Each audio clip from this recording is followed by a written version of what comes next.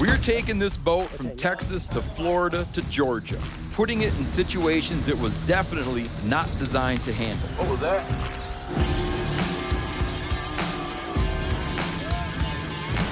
With 10 of the most interesting anglers we know. He ate it, set it. Yeah! Oh, dude, that is really fun, man. They'll each get one day to make whatever modifications they want. One boat, 5 fisheries, 10 anglers, 2,500 miles, unlimited bad ideas. Got it. This is Das Boat.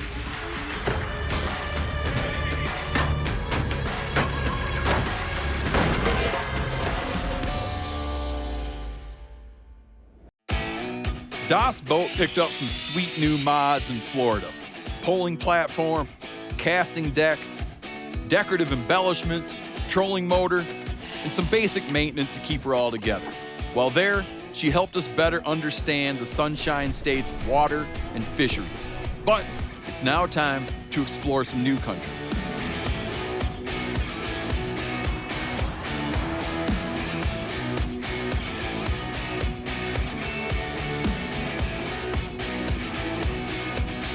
For this episode, she's headed to Augusta, Georgia to fish the Savannah River.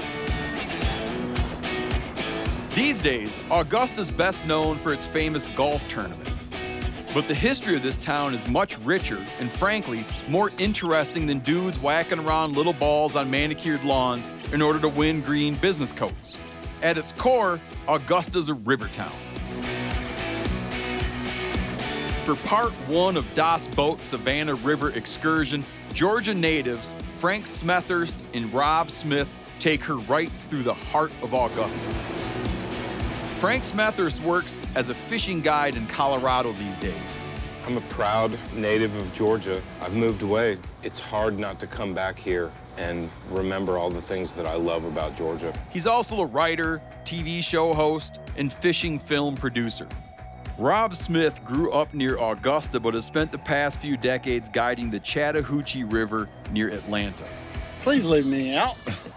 In the mustache arms race that's going on between hunting and fishing type dudes these days, Rob's gone nuclear. These two friends used to fish this river together often, but it's been a while.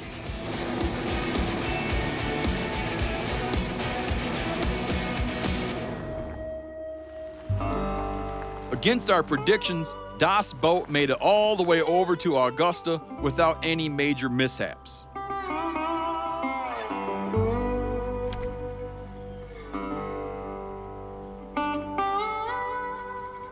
Whoa. Check this out. This is bringing back some old memories here. Really? Who made this boat? Oh, it's an Alumacraft. I think this center console sucks. But it's ugly, and the wheel's too small. Let's head off to the shop. Yeah, I mean, I think more fabrication, not less, is the answer. Shall we? Yeah, man. Frank and Rob are going to need some help with this steering wheel modification, which, believe me, is a long time coming. So they head across the South Carolina border, where the guys at Sutton Marine are waiting with plenty of expertise in a fully stocked shop. This is the place we're looking for. Yeah. You need to impress them, these South Carolinians, with your Georgia boat backing skills. Because you know that if you back it into the building, they're going to be like, oh, well, you know, they were from Georgia.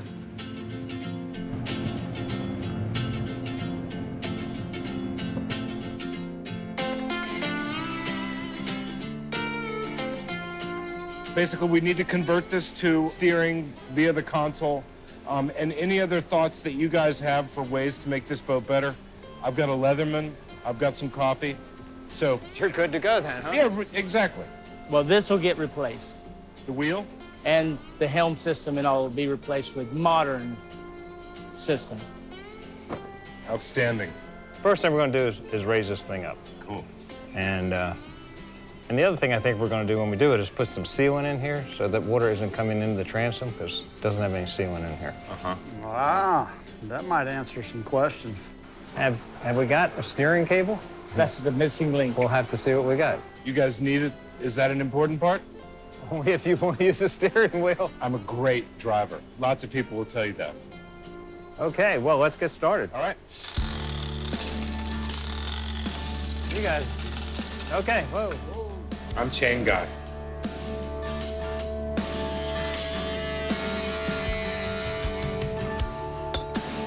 Yeah, a little more. There you go, right there.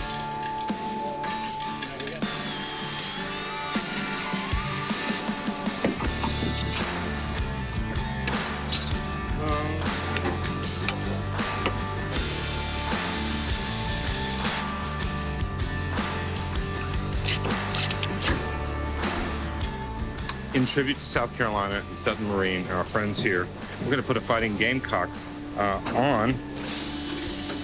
It's suddenly a really cool boat. So it's what, 7 o'clock at night? Yep. Something like that. We've been working on it endlessly Since 10 o'clock this morning. since 10 o'clock this morning. What all have we accomplished other than this seems like a whole new boat? Well, we've raised the motor to the proper working height. We've added steering to the boat, which it didn't have. We gave it a binnacle throttle, which it didn't have. We put a new light on the back here. And we've tightened up a lot of other little areas that needed attention. Other than that, we really haven't done much, have we? Oh yeah, don't Our forget we got gamecock on the front. gamecock on the front here. Got the gamecock on the front. You know, I feel this is an amazing experience. I feel like I went to expert marine repair grad school today. Well, it was thank you. amazing. It was amazing. I learned so much. And this boat is, I mean, I was a fan before when we got here, but now I'm really excited to go out in this thing. It's a whole different deal.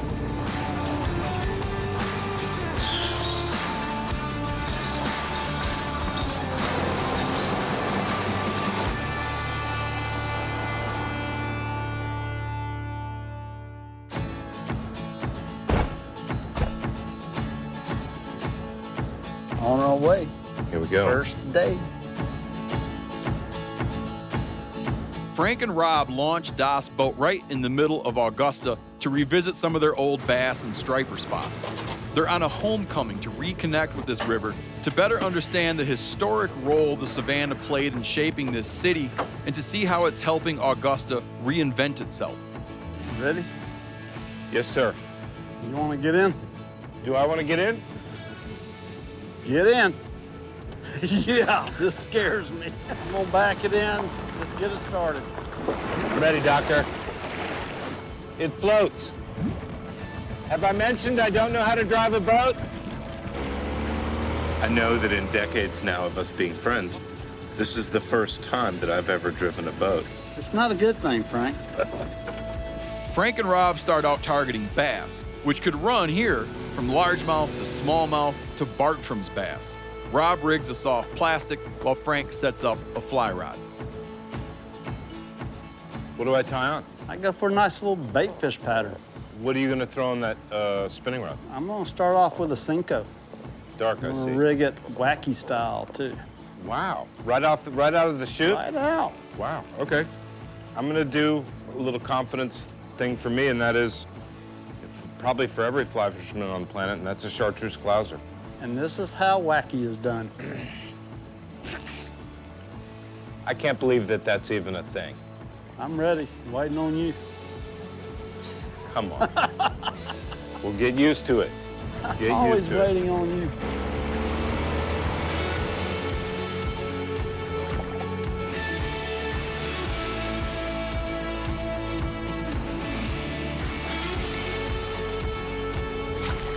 Wow.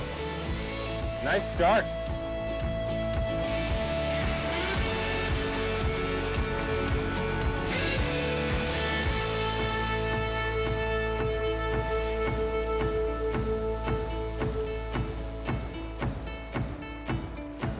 Some of my first memories of fishing are right here, where we are right now, On the Savannah, on the Savannah River in the Augusta Shoal. at the Augusta Shoal. rock hopping in your cutoffs all around here? We pretty much stayed in the boat back then. Oh, really? Yeah. Here, once you got below town, all the industries were dumping everything in, and there weren't any industries on this end of town. This was deep country. This was woods.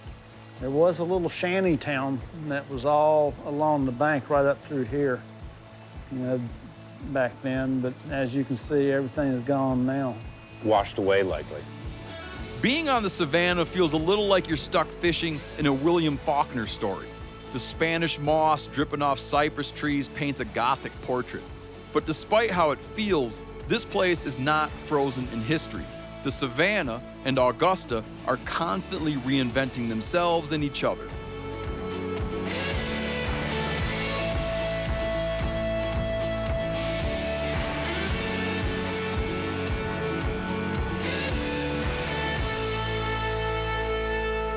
Did Augusta always think of itself as a river town, like when you were growing up? Yeah, it was always the town on the river, you know. It was kind of a dirty place.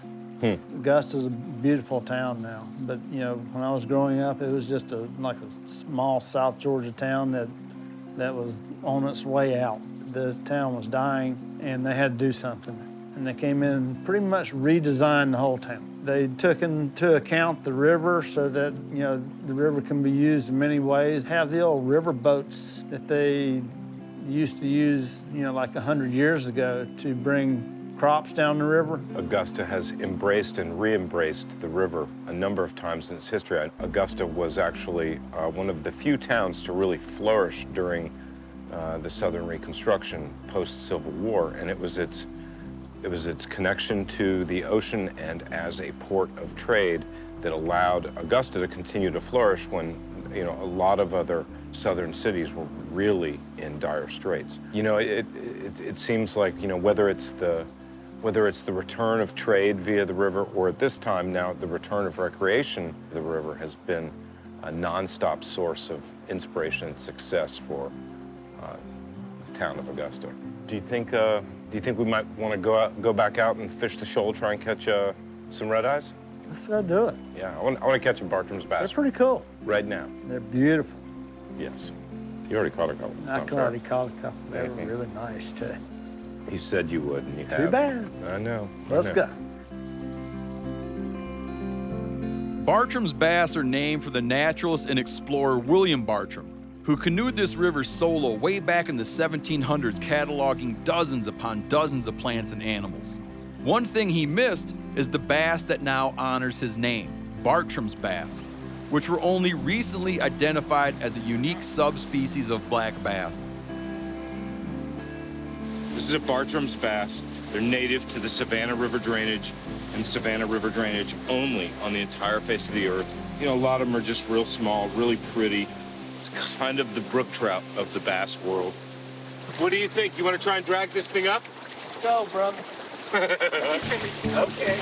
Frank and Rob are really hoping to catch a couple of striped bass, which, pardon the confusion, are not in the same family as all these other black bass species that we've been talking about. Push it, Frank. I'm pushing. Rope. It seemed lighter a second ago. Stripers are large, anadromous fish that migrate between fresh and salt water. Georgia's stripers spend most of the year in the marshes of the Atlantic coast, but migrate hundreds of miles upriver to wait out the midsummer heat in this cool water. All right, so basically, Rob and I have dragged the boat up over the first couple of series of rapids, which I'm here to tell you, as full of junk as this boat is, was hard to do. But we've gotten into no man's land. And all of a sudden, in the middle of this, there's this epic gut over here. Much deeper, swifter. It is just, everything about it screams, okay, there's giant fish here. And giant fish here means stripers.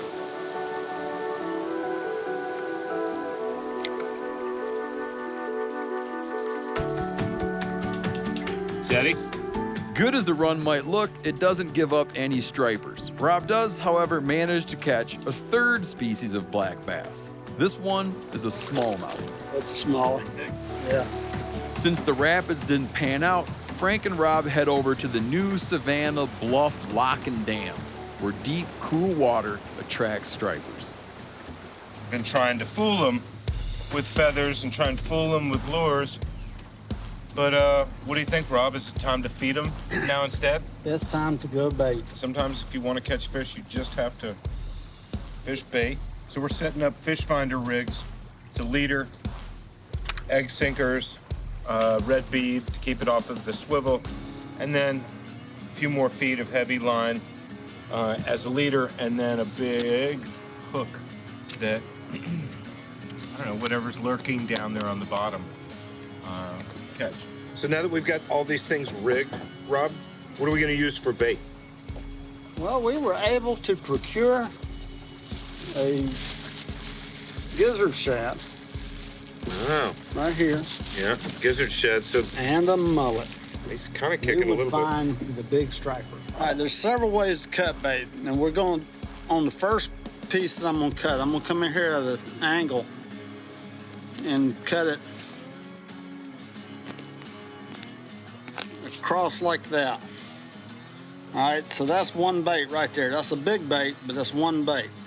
Now I'm gonna come in here and we're gonna make just chunks out of it.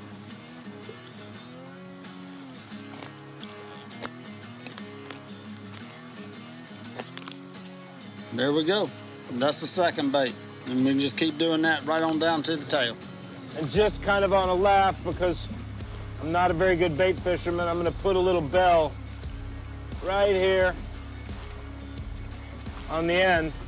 I haven't bait fished in a while, and I've never bell fished. If it's ringing, I'll be bringing. It's not a unique lesson, but it's one I believe in thoroughly. If you really want to catch fish, use bait. Striper, Seems like. he's fighting like a striper. Yeah. I think it's a striper. I see him. Yeah, striper. Striper. Look at that beautiful striper. If you can't fool him, you better feed him. It was all in the bell. Yeah. God, look how fat she is. So the cool thing about this isn't a fish from the Atlantic. You know, there's stripers all over the South, but this is one of the great places where this fish ran in from the Atlantic. It's so cool.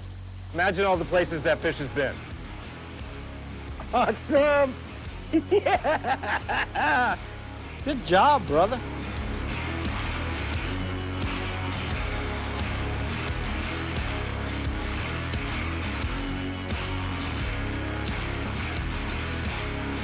Turns out this bait really works.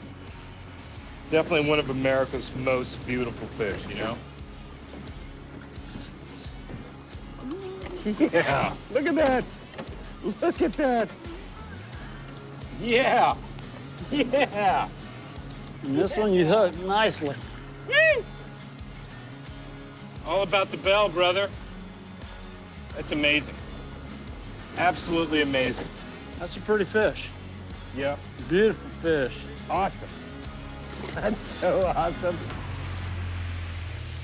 Returning to an old favorite fishing spot from your past can be an emotional gamble. But the satisfaction of finding it to be as good or even better than you remember is cause for celebration.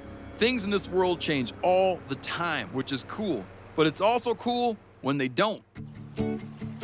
Well, Frank, we've had a pretty good trip up here on this upper river. You looking forward to our next phase? Leg two, downriver towards the coast. That's the one that really excites me. Yeah, I mean, we've been doing the urban, you know, in and around Augusta part of the Savannah River, but now it's time to go into no man's land. And honestly, I've never been there. You've never been there. What's in there? We're gonna go way past where we've been. Deep. Way past. I know, I can't wait. I can't wait. We should get on it. Yeah. All right. Now, all Frank has to do is just get the boat up on the trailer and they can be ready for their downriver journey. But that might be easier said than done. Nope. You know, this is hard to do with all the wind and current, just saying. That one wasn't even remotely close. It's between You the want wheels. me to do it? No. Oh, shit. I got this. I hope we have all day for this. Oh yeah, you want some of this? You want some of this? Look at that. It's close. In the next episode, Rob and Frank attempt to get Das' boat 50 miles downriver to meet up with some locals for a pig roast. It's a long run through some of the wildest country left in the Southeast. This is a river you really have to run slowly, especially in the fog like this. And neither of them have ever attempted it before. You are strong like oxen. Should be interesting. Rob, we've got a situation over here. You gonna need some help? Rob, have you ever been this far down the Savannah? No, I haven't. Frank, all I've been is about 6 miles, 6.5 miles down. Yeah, we're only going 10 times further than that. A lot of unknown. Thanks for tuning in. I hope you like what you saw.